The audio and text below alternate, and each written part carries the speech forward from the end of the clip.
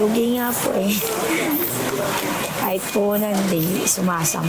Alas 2 pa lang ng madaling araw kanina hanggang tuhod na ang tubig sa Navotas Fishport dahil sa walang patid na pag-ulan. Ganito rin ang sitwasyon sa Valenzuela City. Alas 7 na ng umaga pero madilim pa rin ang langit at malakas ang bagsak ng ulan. Pagdating ng alas 3:30 ng umaga, wala pa ring tigil ang buhos ng ulan.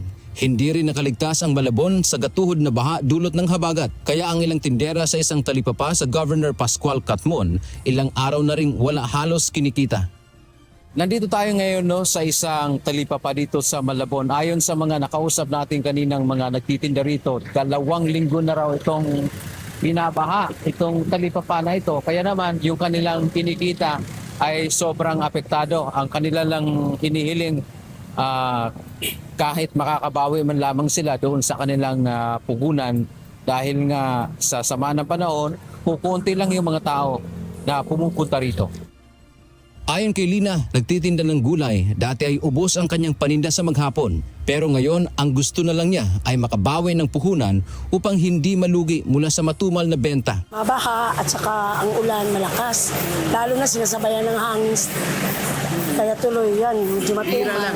Bira lang. Bira lang mga tao. Dati, paubos.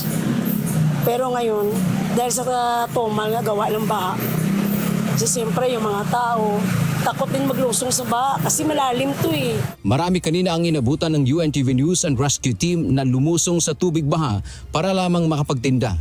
Kabilang dito si Aling Mona na sinisika pa ring magtinda ng isda. Aminado siyang may mga pagkakataong siya ay nalulugi. Pero kahit papaano ay mas pinili pa rin niyang magtinda kahit konti ang bumibili. Wala kaming kita, pambugas-bugas lang.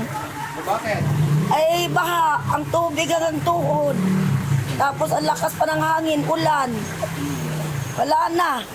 Wala ng taong namimili. Samantala, nasa 207 pamilya naman ang nasa evacuation centers ng Malabon. Sila ang mga residenteng kinakailangang lumikas dahil sa patuloy na pag-ulan at pagbaha. Dante Amento, UNTV, News and Rescue. Diyos ang aming sandigan, serbisyo publiko, ang aming pinakahalagahan.